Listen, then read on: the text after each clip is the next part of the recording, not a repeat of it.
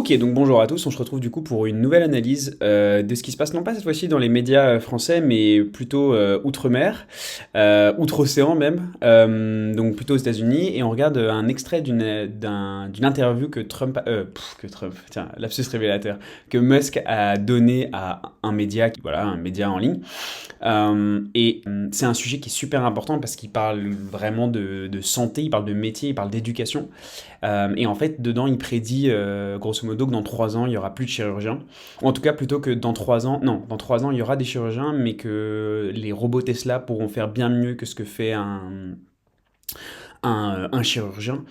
Moi, je trouve que ça pose des questions qui sont super intéressantes. Je pense que c'est des débats qui sont vraiment d'actualité par rapport à l'éducation et au métier de manière générale, et à la médecine en l'occurrence.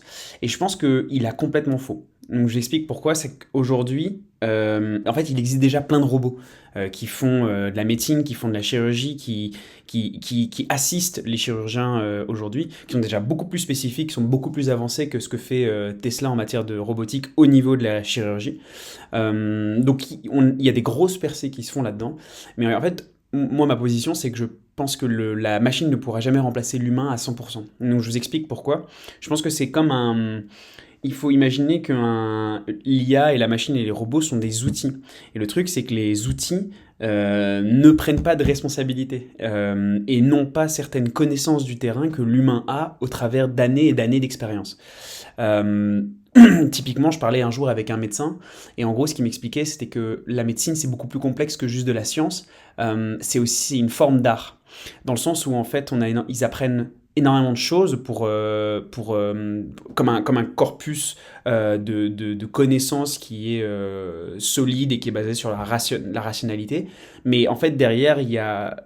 Et donc ça se fait sur des années et des années, chose sur laquelle l'IA pourra aider.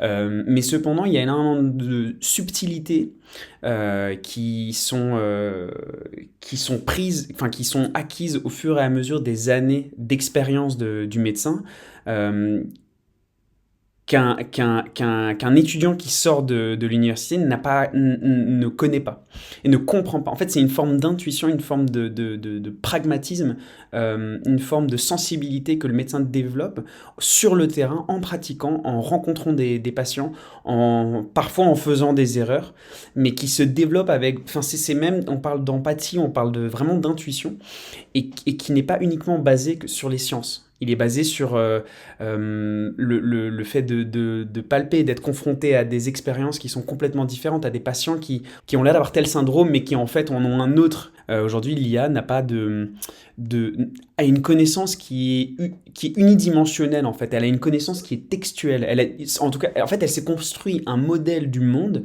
sur base uniquement d'informations textuelles. Et ça, typiquement, déjà, rien qu'à partir de cette analyse-là, l'IA n'est incapable, l'IA d'aujourd'hui en tout cas, est incapable d'avoir la compréhension intuitive du terrain qu'un médecin a. Regardons l'extrait, on va voir en gros ce que Musk prédit, c'est dans 3 ans, les robots vont faire exactement ce que font un chirurgien actuellement.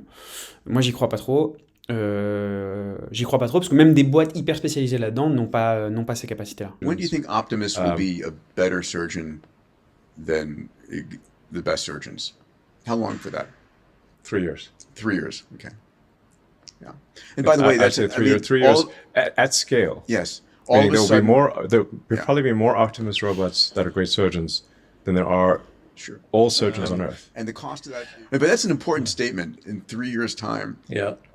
Because Yeah. medicine. I mean, I'm not like absolutely I mean, certain, but I'd say if you it's say like if it's 4 years, or I'd five- be absolutely if it's 4 or certain. 5 years, who cares? Non, il a marqué sober alors qu'il a dit certain, mais en même temps, je trouve ça marrant par rapport à ce qu'on sait de ce que Musk prenait pendant un temps. That's Yeah. still Extreme precision. yes. 3 years. Ah, mais 3 ans, il est fou. Enfin, je veux dire, pff, non, j'y crois pas. Yes. Better than any. Et j'y crois pas pour les raisons que j'ai expliquées juste avant.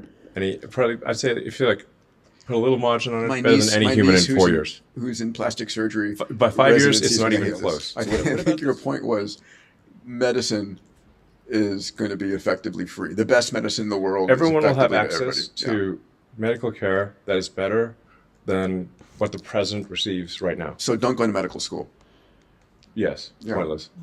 Voilà, et c'est ça, je pense, le point qui est assez fondamental ici, c'est que là, ce qu'il dit, c'est en gros, n'allez pas aux études, et en gros, il déblatère comme ça pendant la fin de l'extrait. Euh, Justement, je pense que c'est complètement faux. Je pense que les études, c'est ce qui forme ça permet, en tout cas, c'est une des manières de former l'esprit critique. Je pense que les études, c'est ce qui permet de s'instruire, de s'éduquer. Je pense que aujourd'hui, il y a un robot pour éventuellement assister un être humain, mais il prendra jamais la responsabilité de la décision qui est prise. En l'occurrence, pour un médecin, il prend un diagnostic et après, derrière, il propose un traitement.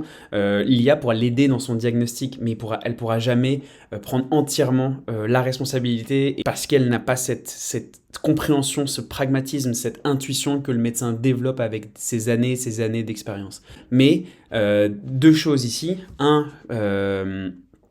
Comme je disais, elle prendra jamais la responsabilité. Et d'ailleurs, je pense que toutes les boîtes qui développent des modèles d'IA et de robotique potentiellement ne prendront jamais la responsabilité entière des diagnostics qui sont posés sur les êtres humains. En tout cas, pas maintenant. On en est loin de chez loin. Je pense qu'il faut bien se dire que les entrepreneurs et les exécutifs d'entreprises ne sont pas des médecins et donc ils vont jamais prendre le serment d'Hippocrate et une entreprise ne le fera jamais. Et je pense que un robot et un algorithme ne fera jamais ce serment d'Hippocrate.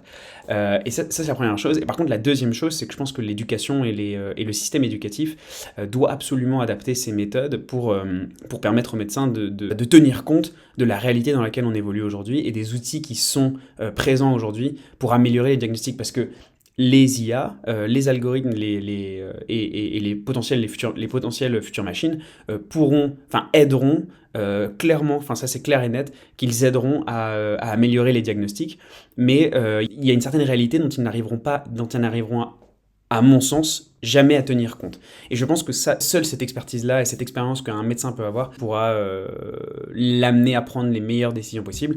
Mais en tout cas, l'éducation aujourd'hui a une responsabilité qui est d'intégrer ces outils-là dans le corpus d'éducation d'un médecin.